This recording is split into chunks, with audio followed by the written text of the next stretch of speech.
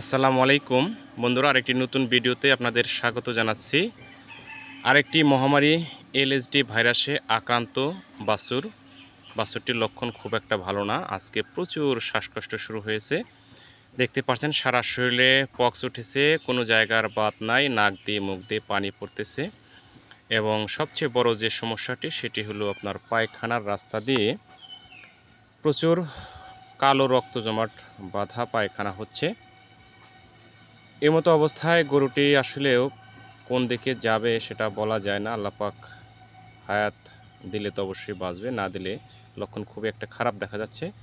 মনে হয় মৃত্যুর কোলে ঢলে পড়বে এরকম অবস্থা। যেই পরিমাণে শ্বাসকষ্ট এবং পায়খানার রাস্তা দিয়ে রক্ত আসতেছে তাতে আশা করা যায় না। তারপরেও আমরা দোয়া করব যাতে বাছুরটি আল্লাহ পাক সুস্থ করে দেন। চারটা পা এমন ফোলা ফুলছে, একদম কলা গাছের মতো হয়ে গেছে, দেন ফুলের ট্যাপ ট্যাপ অবস্থা।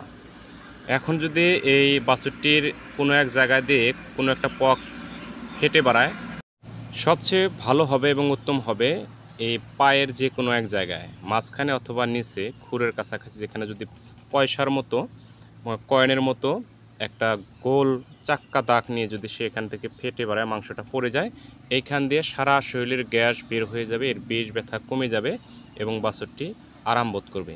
যেই বাছুরগুলো বা যেই গরুগুলো এরকম ফেটে না বাড়ায়, ভিতরে ভিতরে এটা থাকে, তাহলে সেইটাই স্টক করে। আর যখন ফেটে বাড়ায় তাহলে সেটা আল্লাহ পাক দ্রুত আরোগ্য করে দেয়। অনেক সময় দেখা যায় যে বাছুরের পায়ের মাংস বা শরীরের মাংস একদম সব খুলে পড়ে গেছে, শুধু হাড় হাড্ডি দেখা যাচ্ছে, দেখেও অনেকটা ভয় করে, খারাপ লাগে, রক্ত পৌঁছ আসছে। তো এই মহামারীর রোগ আসলে আল্লাহ পাক কত বছরে দূর করবে সেটা জানি না। তবে আমরা সবাই সাবধান থাকবো।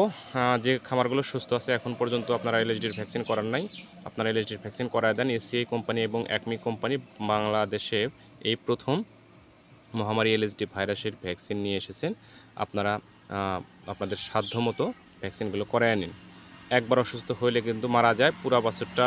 দেখেন এটার দাম প্রায় 50,000 টাকার বেশি হবে, 50,000 টাকার বেশি হবে। সেই বাছুরটা এখন যদি মারা যায় পুরোটাই গেল, অথচ 200, 300, 500 টাকার ভ্যাকসিন করা এটা কোনো সমস্যা না।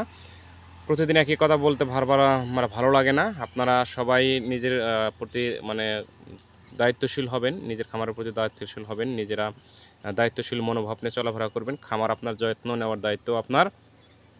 এই আশাবাদ ব্যক্ত করে আজকে এখানে শেষ করছি। সবাই ভালো থাকবেন, সুস্থ থাকবেন। আপনার খামারের সুস্থতার জন্য নিয়মিত কীটনাশক ওষুধ খাওয়াবেন, টিকা বীজ ব্যবহার করবেন। অসুস্থ হলে সুস্থ পশু থেকে আলাদা রেখে আপনার নিকটস্থ অভিজ্ঞ পশু চিকিৎসক অথবা উপজেলা প্রাণী সম্পদে গিয়ে বিশেষজ্ঞ স্যারদের পরামর্শক্রমে চিকিৎসা নেবেন। আল্লাহ হাফেজ।